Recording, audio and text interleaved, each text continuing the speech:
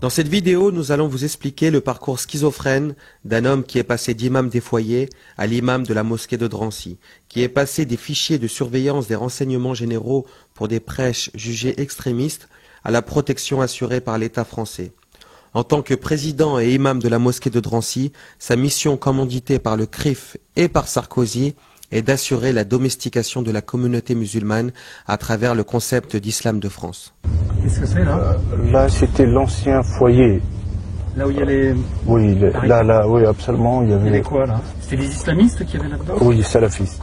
Monsieur Tariq Ramadan, il a fait monter malheureusement le racisme en Suisse, il veut l'emporter. Si vraiment il a une volonté de travailler, pourquoi il ne le fait pas en Suisse? Et qu'il arrête de venir ici. Pour moi, c'est un étranger qui vient en France. En septembre 2011, il appelle à la libération du soldat Chalit dans un communiqué signé en son nom et au nom du CIF, la Conférence des imams de France, dont il est le président, et dans lequel 80 imams paillassons comme lui y figurent.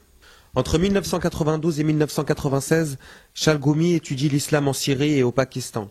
En 2000, Chalgoumi est naturalisé français. Jusqu'en 2005, il est membre du mouvement fondamentaliste du Tabligh. En 2004, alors imam dans un foyer Sonacotra de Bobigny, il est repéré par les services de renseignement en raison de ses positions extrémistes et de ses appels en faveur du djihad. À l'époque, il défend avec vigueur le port du niqab dans ses prêches. Dans son livre « Pour l'islam de France », coécrit par son cerveau et nègre Farid Anash, il développe largement la vision d'un islam domestiqué, déraciné du monde arabo-musulman, au service et aux ordres des hommes de pouvoir blancs et du CRIF, Conseil représentatif des institutions juives de France. Ben Ali est traité par certains comme un dictateur, d'autres le présentent comme un rempart face aux islamistes. Est-ce que les deux sont vrais? L'année 90, Ben Ali il a protégé la Tunisie d'une guerre civile. Ça, je le dis. À l'image de ce qui se passe oui, en Algérie. à l'image de ce qui s'est passé en Algérie. Regardez la situation de la Tunisie, regardez l'image de la Tunisie, le mieux vivre ensemble. Ça, je trouve quand même un exemple. Je suis fier quand je descends. Vous savez, monsieur Chalgoumi, moi j'ai lu votre livre, je pense que les Français d'ailleurs devraient le lire, l'islam de France. Vous êtes d'une dureté à l'égard des fondamentalistes, des islamistes, vous dénoncez le fascisme vert et vous avez raison de le faire. Je vous ai entendu dire que l'immense majorité des mosquées étaient vides justement. Je vous l'ai entendu dire, vous l'avez même écrit, vous avez dit en fait l'immense majorité des mosquées est vide et c'est un combat entre différentes nations étrangères. Voilà, concrètement, on parle d'un islam de France depuis longtemps.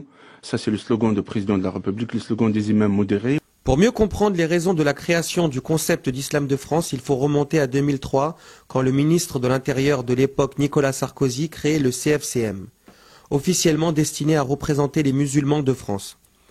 En réalité, c'est une opération de domestication de la communauté musulmane qui est voulue par l'État, opération qui s'est heurtée aux intérêts contradictoires des organismes représentatifs de l'islam en France. L'échec du CFCM à s'affirmer comme véritable organe de représentativité de la communauté musulmane a fait prendre conscience à l'État français de la nécessité d'une approche différente. Celle-ci fut notamment développée par Farid Anash avec l'objectivation du concept d'islam de France, c'est-à-dire un islam soluble dans la République, tel que les politiciens au pouvoir la conçoivent. Ce concept est construit d'une part pour permettre aux puissants de maintenir le statu quo dominant-dominé, conserver le pouvoir, les mairies et les députations des villes de banlieue, et d'autre part, permettre au CRIF d'assurer l'une de ses priorités, empêcher l'émergence d'une communauté musulmane indépendante et politisée qui à terme aurait le poids nécessaire pour remettre en question ses privilèges sur le territoire national et la politique étrangère de la France en faveur d'Israël. Dans cette entreprise machiavélique, il n'est qu'un simple supplétif du système représenté dans ce cas précis par le maire de Drancy, centriste de droite, et le très controversé Sami Gozlan, sioniste militant qui a un rôle honorifique dans le conseil d'administration de la société de la mosquée de Drancy, mais qui fait en réalité la pluie et le beau temps. Il est très courageux, et c'est ce qui fait mon admiration, et c'est pourquoi il a mon soutien.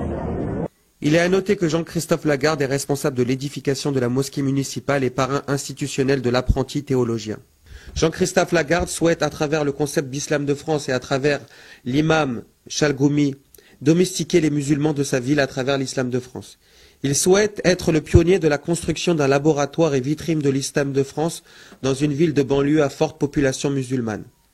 Le CRIF souhaite, à travers le concept d'islam de France, briser le soutien de la communauté au peuple frère palestinien et tout ce qui pourrait nuire aux intérêts israéliens. Le CRIF souhaite empêcher par tous les moyens l'émergence et l'émancipation d'une communauté musulmane indépendante. Merci infiniment. Est-ce que vous pouvez, pour terminer, regarder la caméra ici et dire tout de suite d'autres infos sur la chaîne Info, cette caméra-là? D'autres infos sur la chaîne Info, à vous. D'autres infos sur la chaîne Info, allez-y, dites-le. Voilà, je souhaite vraiment qu'exercer l'islam de France et que la réalité, notre avenir aura un honneur. D'accord, c'était une formule rituelle, mais bon, c'est pas grave. Merci infiniment, Hassen Chalgoumi, le journal à suivre.